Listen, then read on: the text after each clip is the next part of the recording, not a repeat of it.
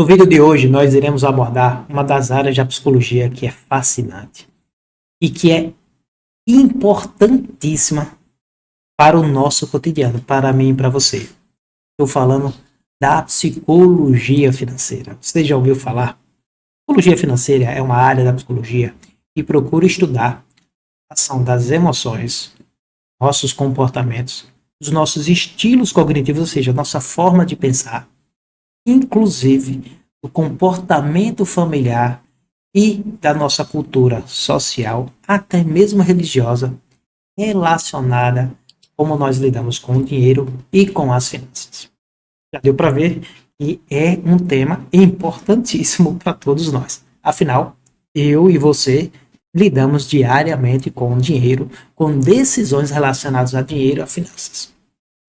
E por isso, nós vamos trazer, dentro do tema da psicologia financeira, que existem várias perspectivas, 3 eixos que eu queria abordar com você. O primeiro é a relação das emoções e das finanças.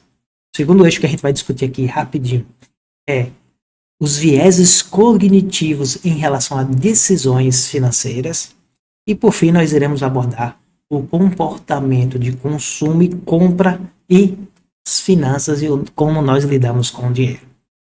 Para começar, eu quero destacar que o estudo da relação do comportamento humano com as finanças não é privativo, não é exclusivo da psicologia.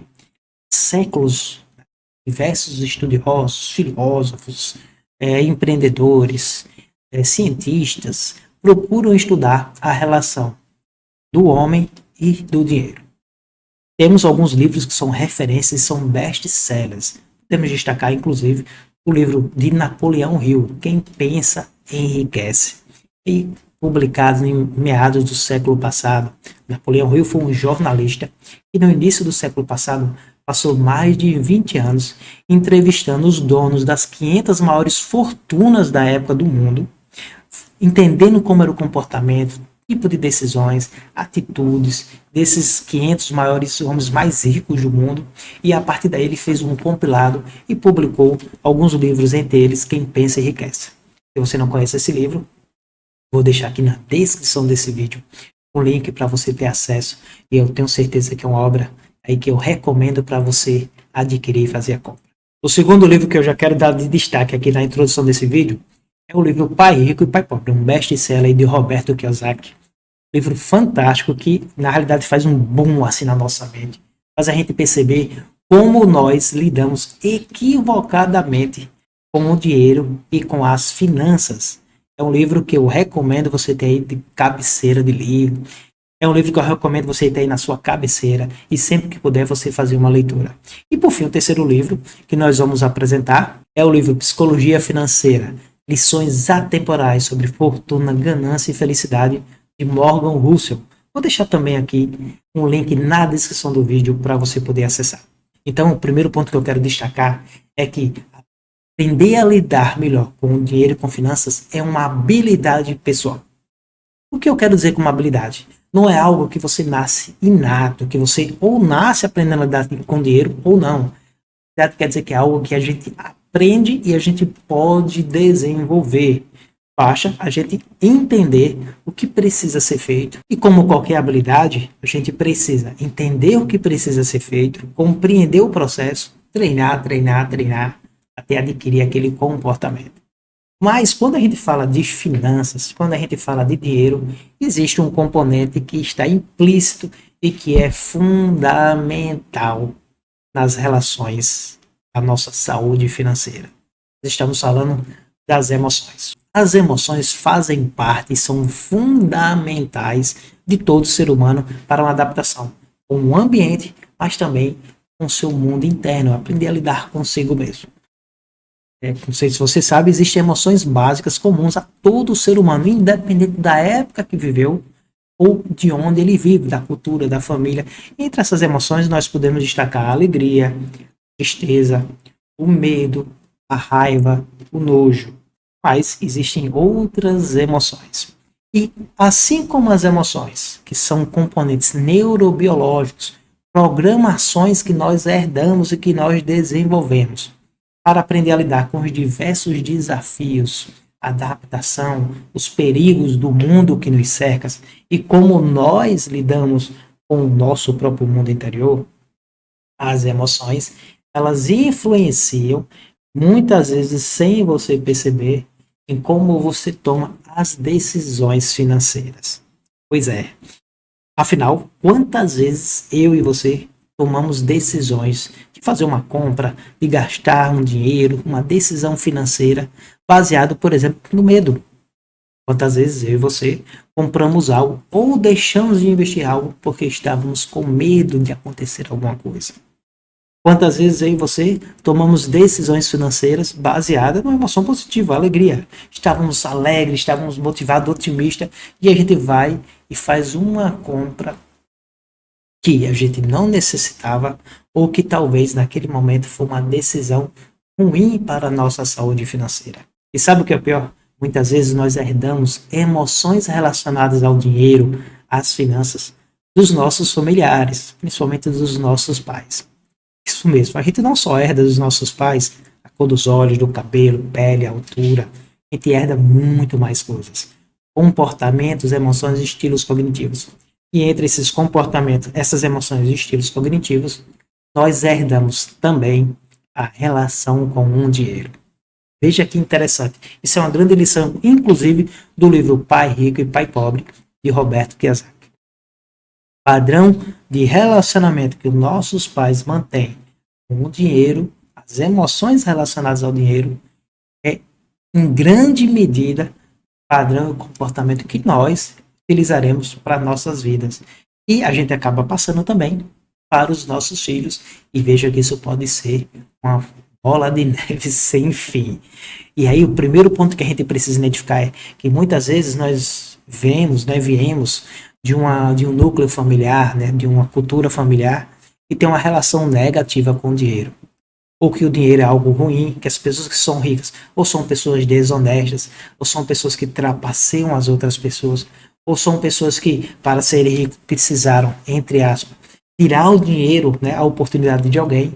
E isso cria emoções negativas relacionadas ao dinheiro. Então já dá para imaginar que quando a gente recebe essa herança relacionada ao dinheiro, às finanças, uma herança emocional aí de escassez, né, de dificuldade, ou do que o dinheiro é algo ruim, é algo difícil de se conseguir. Então isso cria em nós um padrão emocional que muitas vezes é responsável, inclusive, porque a gente não consegue lidar bem com o dinheiro e sempre estamos deixando o dinheiro literalmente escapar das nossas mãos. Afinal, conscientemente, a gente não quer ser incongruente em relação àquilo que a gente, durante a nossa infância, a nossa adolescência, introjetamos sobre o valor do dinheiro e aquilo que está acontecendo na nossa vida atual. Então, muitas vezes, pessoas que têm oportunidades de ter um investimento saudável, de conseguir um determinado valor financeiro, acabam literalmente se livrando do dinheiro para não ficar com emoções incongruentes em relação ao dinheiro. Cabe destacar que esse é o primeiro ponto que a gente precisa avaliar. Qual é a nossa relação emocional com o dinheiro? Será que nós vivemos num ambiente familiar e o tempo todo dizia, nós não temos dinheiro, dinheiro não cai da árvore, dinheiro não traz felicidade? Será que nós temos esses padrões emocionais introjetados em nossa psicologia? Essa é a primeira grande reflexão que eu queria trazer para você. Segundo ponto relacionado ao dinheiro são os vieses cognitivos. Pois é, existem estudos e pesquisas da psicologia financeira que apontam que existem alguns estilos cognitivos padrão, ou seja, adotados pela grande maioria das pessoas, em relação às suas decisões financeiras. E aqui eu vou destacar alguns desses vieses cognitivos. O primeiro viés cognitivo é o viés da confirmação. E esse viés da confirmação é que existe dentro da nossa psicologia uma tendência a buscar informações relacionadas aos eventos, a possíveis investimentos, decisões financeiras, que confirmem as nossas crenças e valores já introjetados. Aproveitando o exemplo que eu trouxe anteriormente, se a gente tem uma crença de que o dinheiro é algo ruim e normalmente as pessoas ricas são pessoas de caráter duvidoso, são pessoas más, são pessoas que se aproveitam dos outros, o o que é que nós vamos fazer? Nós vamos sempre estar buscando informações, sempre buscar padrões que confirmem essas decisões já internamente adotadas. Esse viés da confirmação também leva a gente a adotar situações de riscos. Por exemplo, se eu já tenho previamente um conceito de que um investimento, que uma decisão que eu vou tomar é a melhor ponto de vista de investimento, do ponto de vista de uma decisão financeira, a tendência é que mesmo apresentando depois indicadores, indícios de que aquele investimento, que aquela decisão financeira não é a melhor, eu continue mantendo a decisão inicial. E aí a gente pode pensar que, baseado nesse viés da confirmação, se você acha o tempo todo que dinheiro não traz felicidade, e você nunca vai ter dinheiro para comprar algo que você quer, para investir algo que você quer, seu comportamento, as atitudes e as suas decisões financeiras vão tender a manter esse viés da confirmação. Olha que interessante. Aí já vindo para o livro de Napoleão Hill, Quem Pensa Enriquece. E o pensar é no sentido mais amplo da palavra. Se você não tiver cuidado com o tipo de pensamentos, com tipos de informações que você busca relacionado ao mundo financeiro, se você busca informações que levam inclusive a uma atitude de escassez, a tendência é que você continue com comportamentos, atitudes e com uma vida escassa do ponto de vista financeiro. O segundo viés cognitivo que eu quero trazer para você é o viés relacionado ao efeito de manada. O que seria esse efeito de manada? Nós tendemos a buscar informações, a tomar atitudes e comportamentos relacionados ao que a grande maioria das pessoas do nosso meio fazem. Olha que coisa interessantíssima. Então, se você vive com pessoas do grupo de convivência, são pessoas que têm dificuldade em lidar com dinheiro, que sempre estão se questionando, se queixando sobre falta de dinheiro, que o dinheiro nunca dá, sempre com comportamentos de escassez, ou que sempre pegam o dinheiro e utilizam o dinheiro para determinadas compras, para determinados investimentos, a tendência, olha o nome, efeito de manada, é que você repita esse padrão. Não é à toa que pessoas de mentalidade pobre, elas se relacionam normalmente com outras pessoas de mentalidade pobre. E aqui eu não estou falando de ter dinheiro ou não. Existem muitas pessoas que são tão pobres que a única coisa que elas têm é dinheiro. E existem pessoas que são tão ricas que só está faltando o dinheiro chegar para elas. E uma coisa que as pesquisas, os estudos têm demonstrado, pessoas de mentalidade rica, mesmo quando perdem tudo, isso é muito comum, existem várias e vários exemplos nesse sentido, elas em poucos meses ou em poucos anos conseguem reerguer a sua fortuna. E já pessoas de mentalidade pobre, quando, por exemplo, são sorteadas, ganham uma mega sena, em poucos meses, no máximo 1 ano, 2 anos, ela volta ao mesmo padrão de dinheiro que ela tinha antes de ser contemplada, antes de ganhar essa fortuna, seja por uma herança, seja, por exemplo, por uma mega sena. Você sabia que mais de 80% dos ganhadores da sena voltam em menos de 3 anos ao mesmo padrão de vida financeira que tinha antes? Então isso não tem a ver só em ter dinheiro, tem a ver com a psicologia financeira e o viés da confirmação e, ao mesmo tempo, esse viés do comportamento de manada. O terceiro viés cognitivo que eu quero destacar para você é um viés importantíssimo. É o viés relacionado à aversão à perda. O que seria isso? Estudos da psicologia têm comprovado que o ser humano comum ele atribui muito mais importância à magnitude de uma perda do que a mesma magnitude de um ganho, de um vencimento que ele tem. Ou seja, nós damos mais importância à possibilidade de perder algo do que a perspectiva de ganhar. O viés de aversão à perda demonstra que muitas vezes eu e você tomamos atitudes mais preocupado em que nós vamos perder do que no que nós podemos ganhar. Isso leva que eu e você, que a maioria das pessoas tenham comportamentos, primeiro, mais de se preocupar com o que vai perder, com menos comportamento empreendedor e menos enfrentar os desafios, com medo de perder aquilo que a gente já tem. Não é à toa que nós vivemos numa sociedade que dá muito valor à estabilidade, segurança, guardar aquilo que nós temos e não se aventurar e correr o risco, talvez, de perder aquilo que a gente tem, mas com a possibilidade de ganhar 10 vezes mais aquilo que a gente já tem. Eu tenho certeza que tanto eu quanto você já perdemos muitas oportunidades por ter mais medo de perder algo do que o desejo de ganhar algo. E isso impacta diretamente, inclusive, nos nossos comportamentos relacionados não só ao dinheiro, mas relacionado ao que nós buscamos do ponto de vista pessoal e profissional. De empreender, de buscar desenvolver algo que possibilita a gente ter ganhos muito fora do que a maioria das pessoas que vivem com a gente ganha.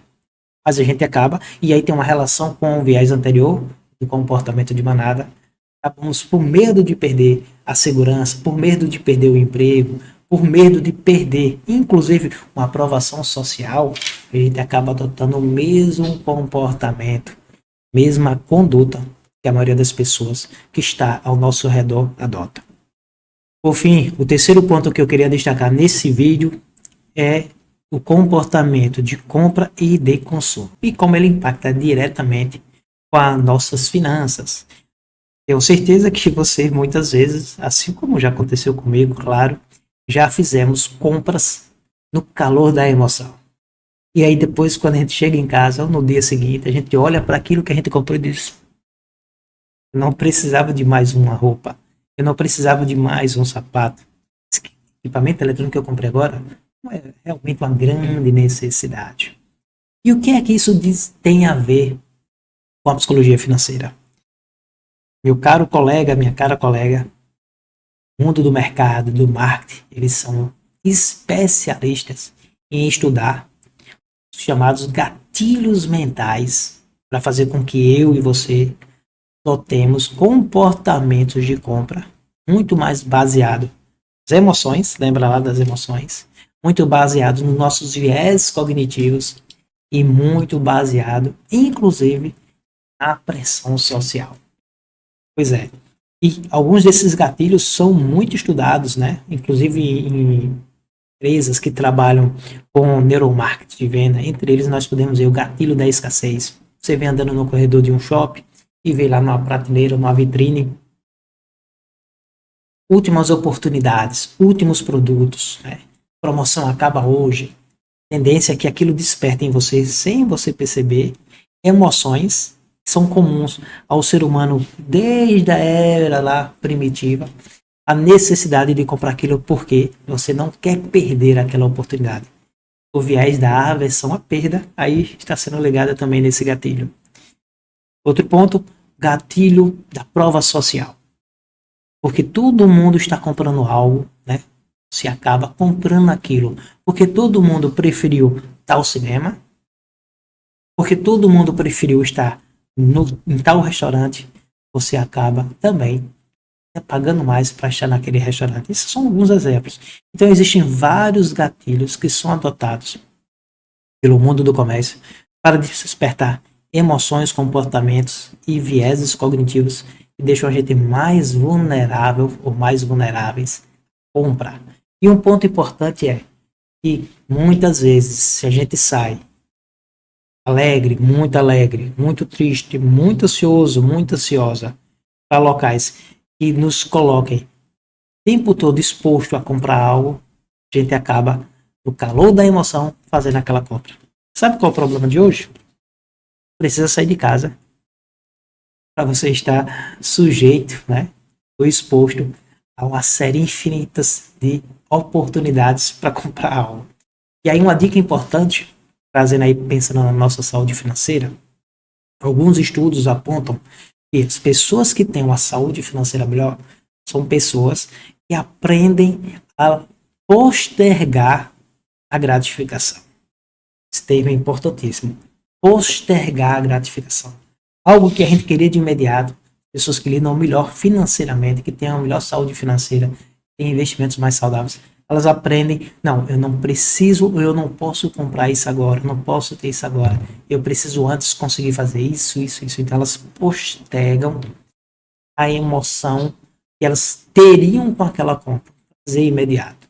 E esse é um dos pontos hoje muito difíceis que a gente pode ver na sociedade moderna, porque nós estamos sendo constantemente bombardeados por uma grande carga de dopamina toda vez que a gente faz algo no celular, que a gente faz uma curtida, que a gente vê o nosso feed de Instagram, que a gente vê vídeos, que a gente recebe comentários, o tempo todo aquilo está dando uma grande descarga de dopamina, sensação de prazer, de bem-estar.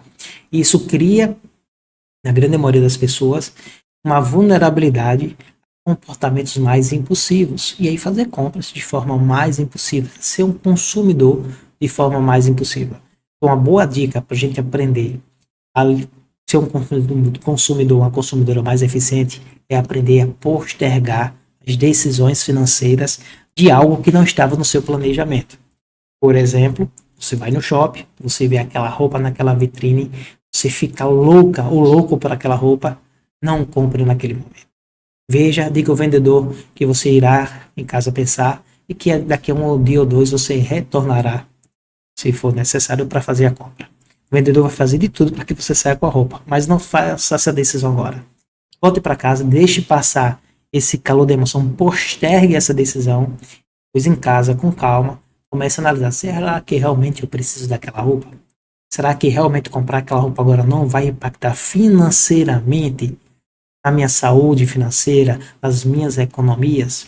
É uma decisão importantíssima.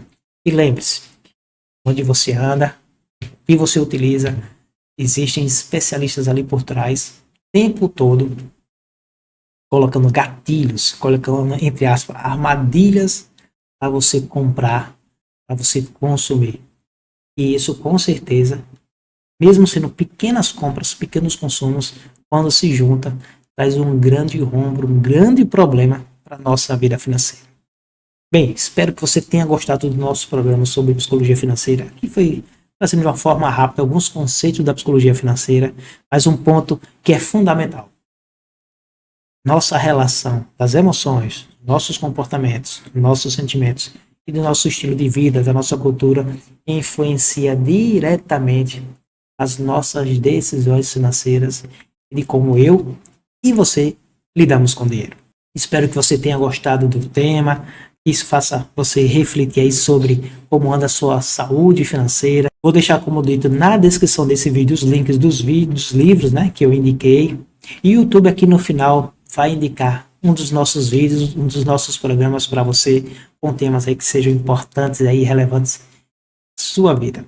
Sou o psicólogo Manuel Carvalho, um grande abraço, até o próximo vídeo, tchau, tchau.